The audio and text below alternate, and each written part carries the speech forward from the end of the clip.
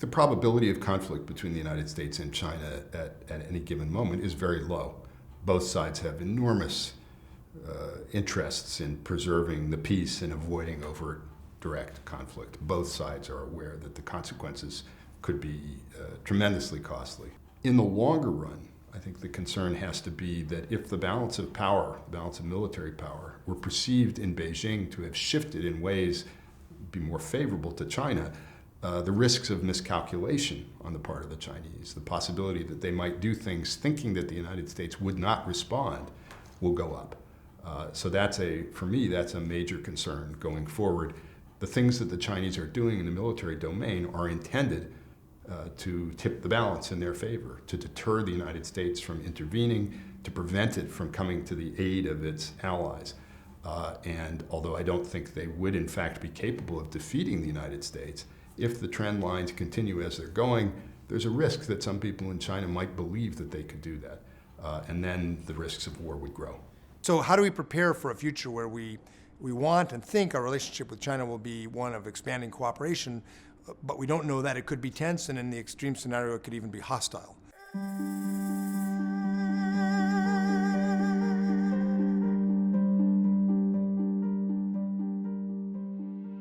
I'm strongly of the view that the United States, perhaps over the last several years, has been a bit preoccupied away from some of the challenges in Asia. And now it's time to turn our attention to these very consequential issues that are playing out in front of our eyes.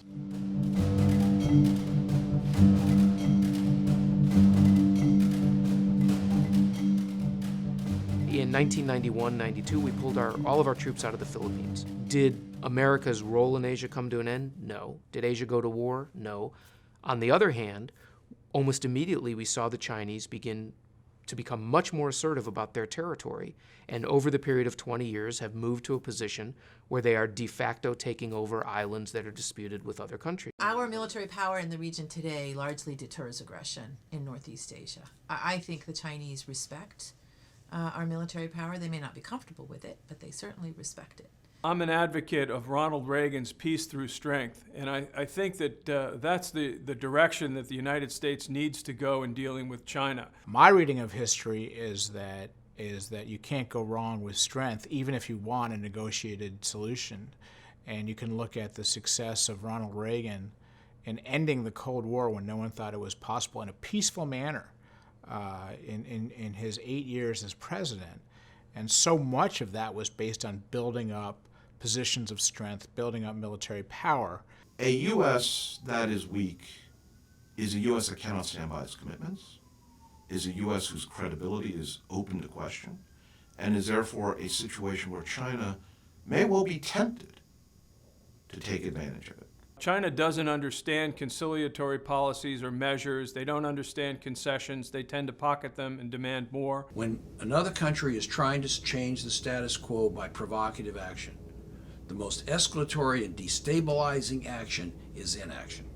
Our defense strategy has to be geared to demonstrating to China that if they choose conflict and they choose war, it'll be a painful, long, protracted process where we inflict costs of many kinds. What we need is a policy vis-a-vis China of reciprocal response. You go into arms control, you reduce your forces, we reduce our forces. You start doing things provocative, adding more and more missiles and threatening our bases and our allies, we will respond. This argument that weakness only feeds aggression, this is an argument made in Washington, of course. We hear it all the time as regards China, but it's also made in Beijing, the same exact argument. That, to me, shows very clearly that we are locked in a kind of cycle of both sides fearing to give an inch lest they'll be taken advantage of. And to me, this is a very dangerous situation. There's no reason why a reciprocal response strategy should be viewed as provocative. And if it is, then if the other opponent wants to play that game, then so be it. You have to have the will to match it. But deluding ourselves that by merely having a lot of talk and little action is going to influence people who are actually trying to change in military balance, like China's trying to change in Asia, it clearly doesn't work. And merely yelling at them doesn't help. Theodore Roosevelt had it right 100 years ago, still applies. Talk softly and carry a big stick. That doesn't mean you threaten people, but they start building sticks, then you say, okay, dude, what works for you can work for us. Do you really want to go down that path?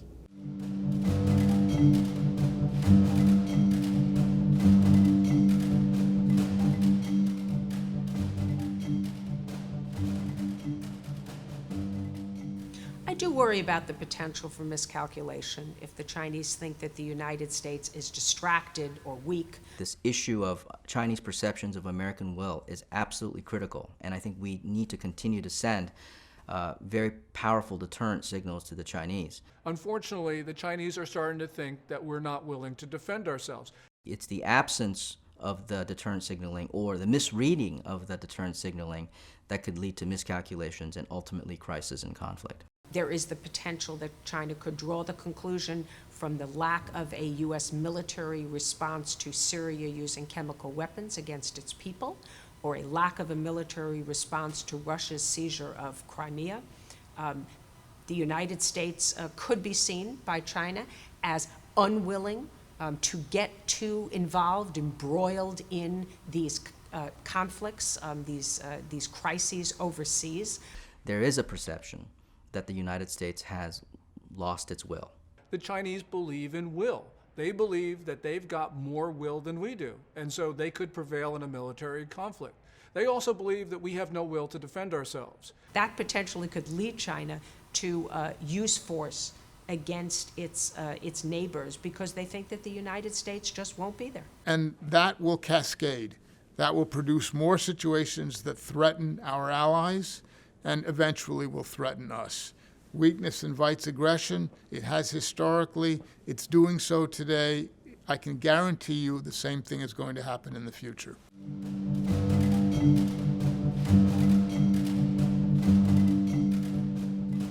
So in terms of do we have sufficient force in the Asia Pacific to deter China, the easy answer to that question is yes, we have had it because China hasn't done anything yet that we don't want them to do. But the real question is, do we have sufficient force in a dynamic process where China is building up its military and is acting more aggressively? And the answer to that question is no, we don't. The trend lines are going in the wrong direction for us. What we see today as a result of a confluence of forces, which I call kind of the perfect storm of defense spending cuts. It's a combination of the obsolescence of U.S. weapons systems that were developed in the 1980s, the winding down of the wars in Iraq and Afghanistan, and the stress that that has put on military forces, and then combined with the major budget cuts that have taken place. So when you combine those three factors together, the military is facing a world of hurt in terms of maintaining its technological edge, maintaining its readiness, and being able to defend, and more importantly, to deter conflicts around the world. We cut back our military after World War I. And what did we have? We had World War II. In the 1920s, after World War I, the Congress wanted to cut defense spending, and we cut like crazy. We didn't build a new ship, a new capital warship, for almost a decade. And so the Navy, as it planned to deal with this rising Japanese power in the Pacific, had a war plan called War Plan Orange. And they did what they had to do. They kept a very old, rusty Navy in the Western Pacific around the Philippines, and they figured they'd have to fight their way back across the Pacific if the Japanese attacked. The Japanese attacked, they destroyed most of that small Navy, and we had a very long, bloody fight all the way across the Pacific, Army, Navy, Marines. And we learned a lesson, and then we forgot it. And we forgot the lesson again after World War II. And the Truman administration dramatically cut defense spending. We went from over 50 carriers to 1 in the Pacific. And June 1950, Kim Il-sung for North Korea with the backing of Mao Zedong and Stalin attacked. We were almost pushed off the peninsula and we had to fight our way back again. The political question is, if you don't want to spend that money, then you have to say, well, we can't uphold our commitments. And if we can't uphold our commitments, we are going to count on the goodwill of others to make sure that the world doesn't blow itself up. again, all these things are interrelated. From the pilot flying the F-22 or the B-2 to the president sitting in the Oval Office, they're all integrated. Because if you don't have that pilot, you have to go to the president and say, Mr. President, here are your limited set of options for dealing with this. Maybe that means you take a hit on American credibility. Maybe that means you change your sets of national interests and you say, we're not going to get involved in Asia. We're not going to have as much trade in Asia. My point is simply, we don't know. What we do know is what we've done so far.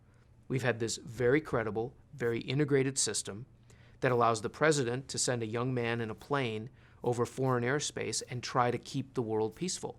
If you change that equation, maybe there will be war, maybe there won't, but you won't be helping determine it. You will be reactive to it. We need to put the money back in to building our defense capabilities so that no matter who the threat is, could be China, could be Iran, could be a resurgent Russia, could be outer Slobovistan. The point is that you need a military that is well trained, and we've cut training during sequestration, that has modern equipment, and we are running systems into the ground, that has a robust R&D capability, because we are on the edge of huge changes in places like unmanned aerial vehicles and cyber weapons and the like. The Pentagon needs a balanced force between sea power and air power, fairly traditional assets in large enough numbers. So I need my carriers, I need my aircraft, but I also need submarines. I need stealth. I need to be able to patrol the sea lines. At the same time, I need to keep investing in cyber and space technologies and unmanned aerial vehicles, long-range unmanned systems, because those technologies could be game changers, as they say. So you need a balance of innovative technology and pretty traditional technology.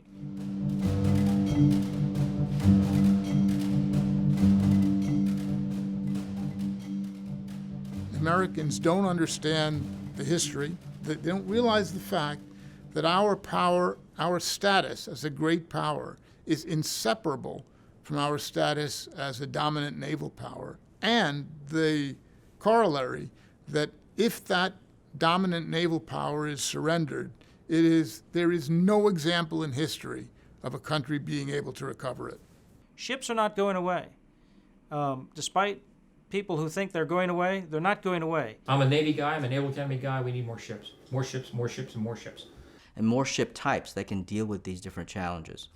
With China's Navy on the rise, our policymakers have tried to address that. The United States declared through the pivot that 60% of the naval forces would now be allocated to the Pacific. The pivot, the idea of this kind of almost a basketball step in which you move away. Some prefer to use the term rebalance. The problem is with a shrinking fleet, what that actually means is that it would nullify our attempts to pivot to Asia. Our forward presence in Asia would be the same by 2020 because, of course, a smaller fleet size means a smaller number in absolute terms. If you don't build enough ships, then the number of people who know how to build them will look for other jobs. And that's what's happened to the sea power industrial base of the United States steadily since the end of the Reagan administration. China's industrial base, its defense industrial base, is growing. It's what's fueling or providing the means of this military buildup. And China is building enormous excess capacity for the production of some kinds of weapon systems. So dual construction lines for the production of some ships and submarines. China is turning out lots of ships, many ships per year. It's building several classes of attack submarine. It's building patrol boats for closer to shore duties. It's building destroyers, frigates, ballistic missile submarines, aircraft carriers, and in addition to that, it maintains the largest merchant marine fleet in the world. They have a flourishing defense industrial base. They have a flourishing shipyard industrial capacity, and they're using it. And we don't. That means that if a large and dangerous event occurs that requires sea power response, we're basically screwed until that industrial base can be brought up to speed again. And 10 or 15 years in those terms is a long time.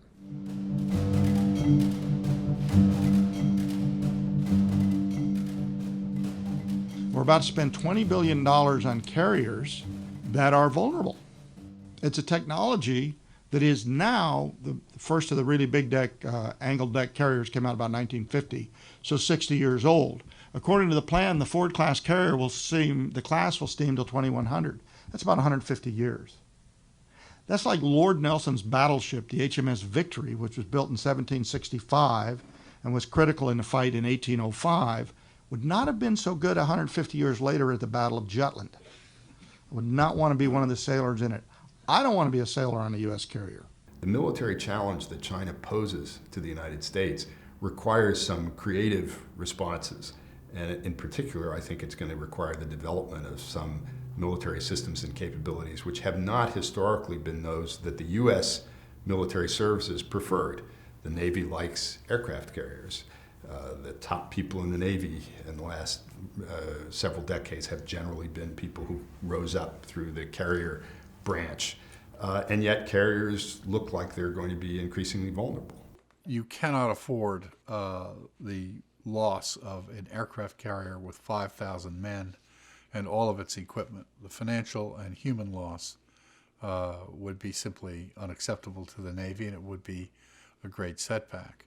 The political effect of that kind of loss would limit our options going forward and compel us to a very forceful attack on Chinese facilities, probably mainland facilities. So having an aircraft carrier struck or a major capital vessel struck and sunk would be an option-limiting event that could be very dangerous in terms of escalation. If surface ships can't come in the initial round of fighting, I think that means you probably try to go under the anti-access perimeter using submarines. If I were to get my way on one particular priority, it would be build more submarines, more Virginia-class submarines in particular. So they're built just down the road here in Quonset Point on the Narragansett Bay, and then down in Groton, Connecticut. And these have turned out to be very effective platforms. The United States has already stepped up the construction rates as it retires older Cold War era ships. It's actually plugging these new ships into the lineup, and that's a good thing. But ultimately, I think if I had my way, we would step up our construction of submarines, just because this is a key area of advantage for the United States, and has been for many years, is submarine warfare. It's where we excelled during the Cold War. It's where we still excel today. The Chinese, for whatever reason, have not to date put a lot of effort into anti-submarine warfare, so therefore I think this is an advantage that will prove durable for the United States for quite some time to come.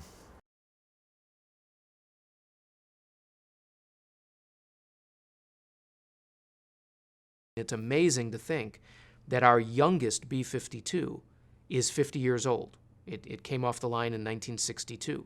We've had close to 3 generations of pilots flying the same planes, grandfathers, fathers, and sons, flying the same B-52s. They're wonderful airplanes. They can't survive today. We only have 20 B-2s, and they're actually getting old now. They're over 20 years old, the oldest of them. So we need a new bomber.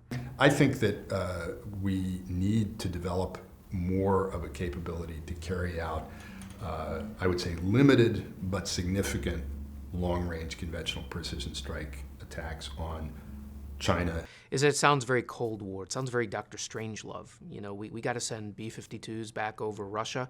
And the answer is actually we need it. And we need it because we have such a fragile political relationship with China, and no security relationship where our militaries actually talk, that we're actually in a worse position than the Cold War. During the Cold War, there was actually a huge amount of communication between Washington and Moscow, including the famous hotline that the president could pick up and talk to the Soviet leader. We have nothing like that with China. And so if we get to the point of a crisis where we truly want to show our intent, the question is, how do you do that from a military perspective? Right now, our only choice is to send in bombers that can't survive in Chinese airspace, except the B-2, but we only have 20 of those, which is not very credible. Or we do what?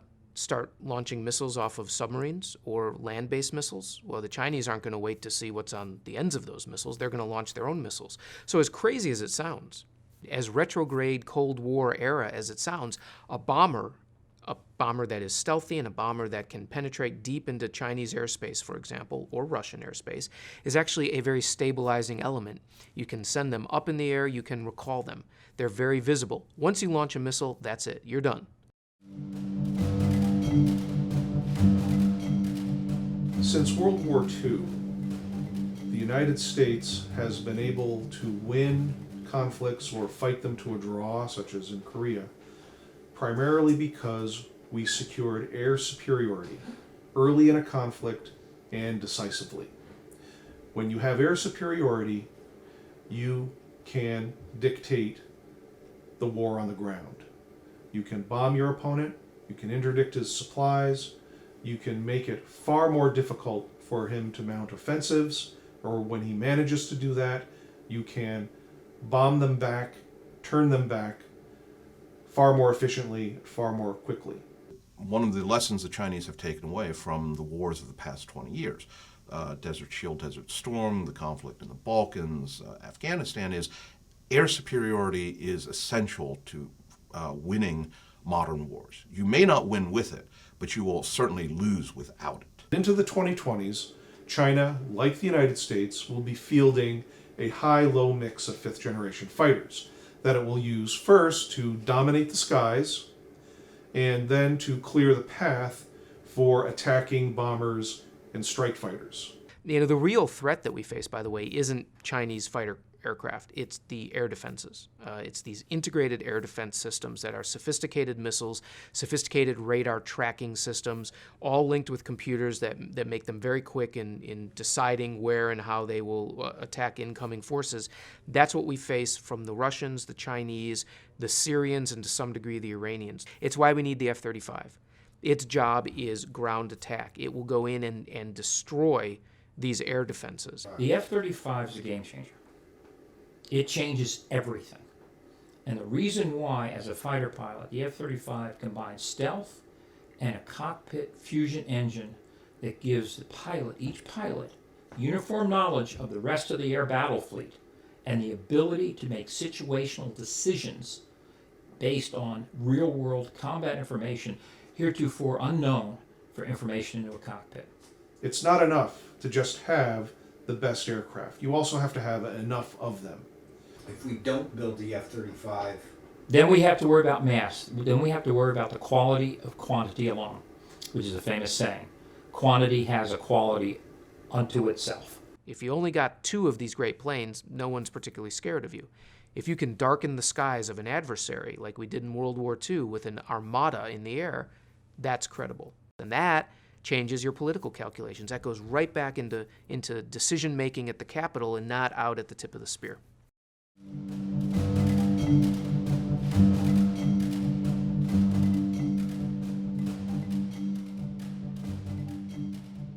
Extremely critical to any successful American strategy is protecting our assets that are on the ground there and which might be added to in the future. If you look at the map and look at the bases that the United States has in the region, many of them are on the soil of our allies. The most important ones for this possible conflict are in Japan, either in the home islands or in Okinawa.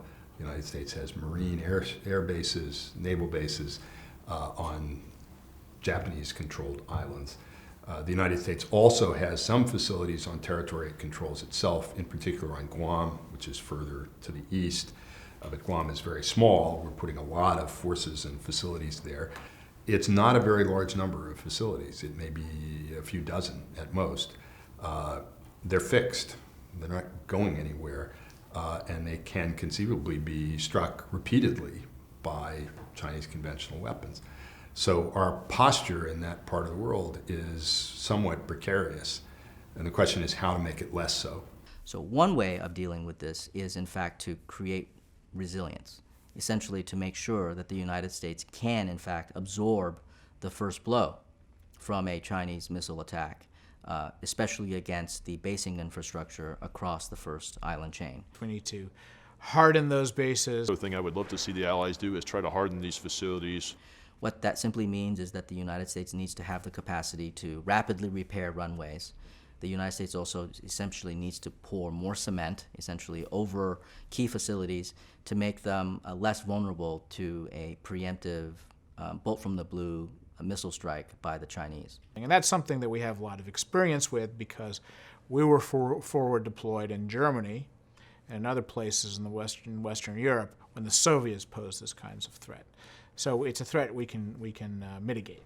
This is the hardening of the military bases, the hardening of air bases, hardening of hangars, other shelters, hardening of ammunition depots and supplies. That is something of moderate cost compared to building a new manned bomber, for example, or buying an aircraft carrier. There are things like equipment that can patch craters in runways, which could be extremely important.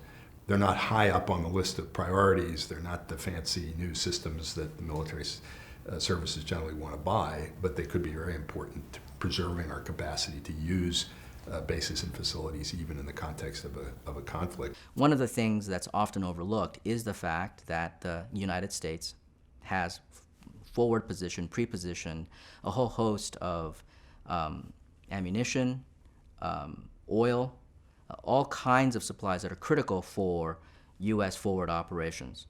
Many of those you can see on Google Earth. I mean, they are very visible from the air. They are fixed targets. The Chinese can just punch in the coordinates and make sure that our ammunition depots, our oil supplies are simply destroyed. Let's take the Okinawa base, the airfields there. The idea of hardening them, putting more of the fuel underground, building more shelters for the airplanes, possibly even buying airplanes that can operate off of roads on Okinawa or other parts of the island, other parts of Japan. I think there's a real good logic to that.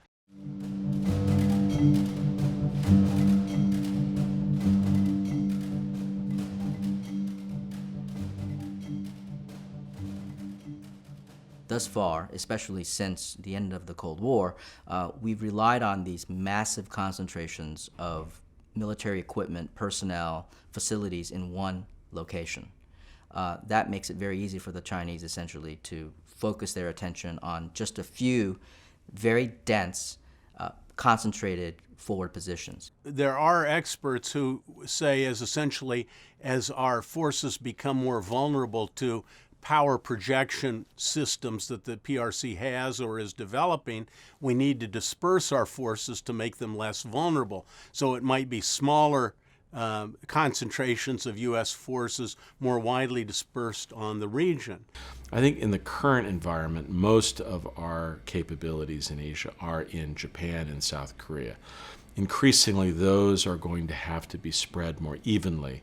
So one factor in the military rebalancing is rebalancing more from Northeast Asia to Southeast Asia and creating, in a way, military connections between the Indian and Pacific Oceans, which is extraordinarily important. And so what the United States needs to do is to ensure that it can have access to other military facilities or civilian ports and civilian airfields, so that the Americans and our allied forces can essentially redeploy their high-value assets, say across the entire Japanese archipelago, to make targeting a much more complicated issue for the Chinese. For example, the Ryukyu Island chain.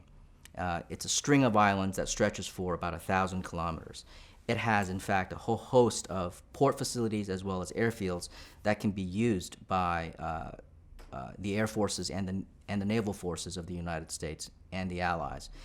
Being able to disperse those forces, say, even across the southwestern islands, the Ryukyu Island chain, would enormously complicate Chinese targeting. If Chinese decision makers all of a sudden have to think about hitting many targets in many countries, that is a deterrent rather than just having to hit Japan or a U.S. carrier. Of course, this then creates a whole set of problems of their own, because wherever you have U.S. forces or foreign forces in a country, you have a whole set of problems dealing with the local population and local governments. That's a problem. We got thrown out of the Philippines in the early 1990s, so we've been around that track with the Filipinos. The Vietnamese are careful. They want us there, but in a very low-key way, same in Singapore and so forth. So there is some merit to this dispersion of forces, but don't underestimate the problems that also brings. There is a danger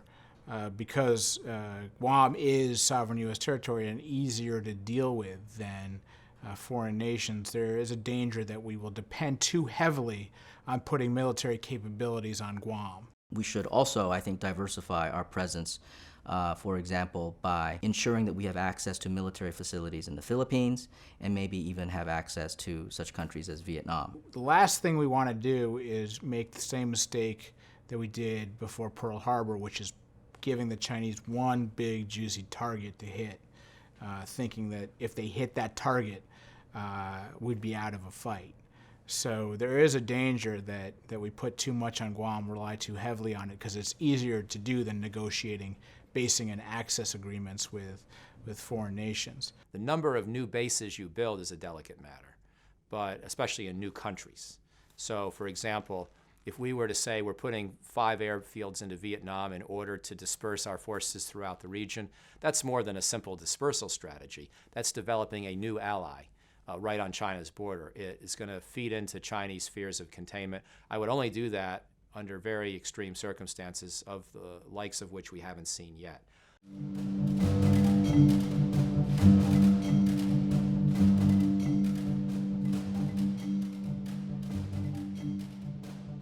One proposed facet of American strategic maritime presence in East Asia is missile defense, the idea being that we could develop among our allies, Korea, Japan, Australia, and perhaps Taiwan or the Philippines, some sort of missile shield against missiles fired at ICBMs fired at us either from North Korea or China, has been advanced. So we have some ballistic missile defense systems that are deployed on ships, some that are deployed on land. I personally don't think that's an eventuality that we're ever going to see. It's frankly just too hard mechanically and politically, I think.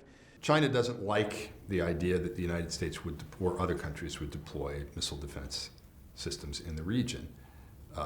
They believe, and they're not entirely wrong, that some of the developments on the part of the United States, the part of Japan, South Korea, which are allegedly directed at defending against North Korean ballistic missiles, are also intended or could in the long run have the capacity to provide defense against ballistic missiles coming from China. They're very concerned about missile defense. They're very concerned about high-ticket items that we send over, the ROK, et cetera.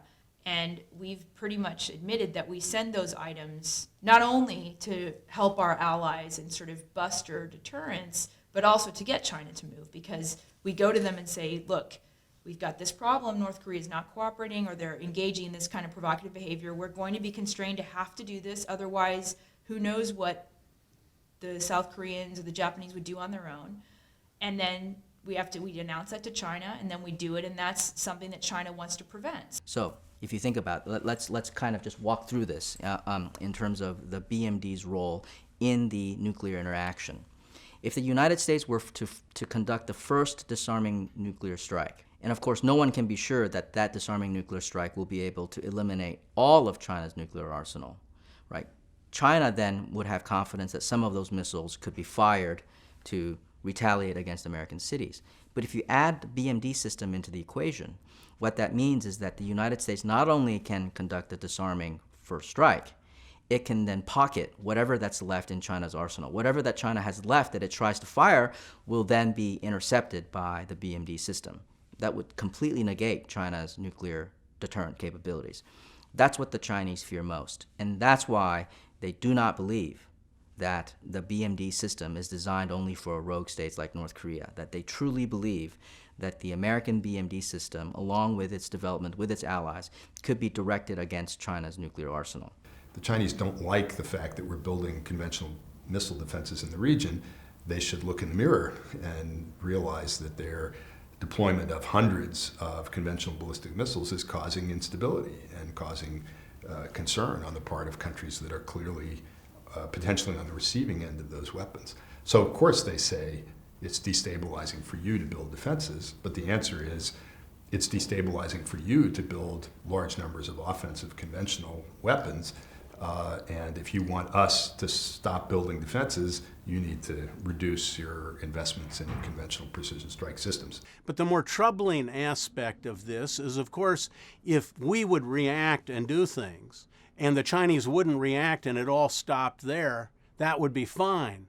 But the Chinese are going to react, and they're going to take measures to deal with that. It may be proliferate the number of missiles so they can strike more dispersed forces, in which case we'll be reacting to that. So what we have is what I would call an action-reaction cycle, that it leads us to ever higher expenditures, ever higher concentrations of force and lethality, and we all end up at greater cost with less security. The problem there is that the numbers of weapons, offensive weapons that the Chinese have, and the costs of those weapons are such that it may be more expensive and difficult to defend against them than it is to buy another 100 missiles.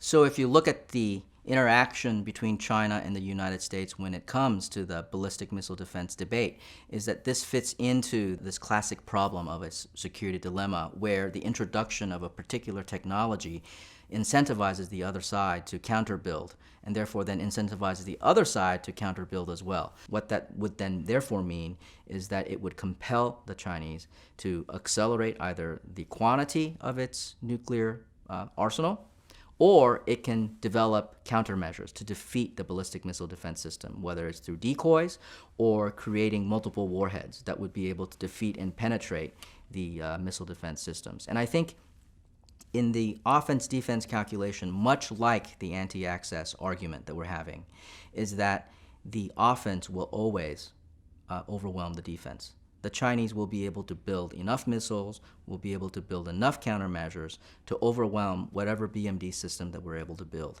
simply because, again, of the cost asymmetry.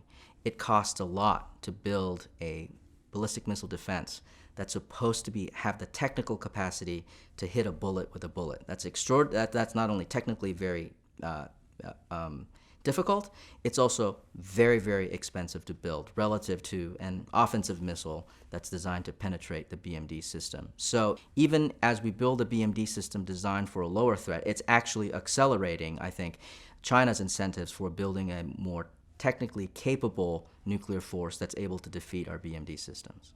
It sounds like an argument for not building BMD. Well, that's the problem, is that we do have an imperative to develop BMD to pocket the challenge of, say, North Korea. I mean, that is a real threat.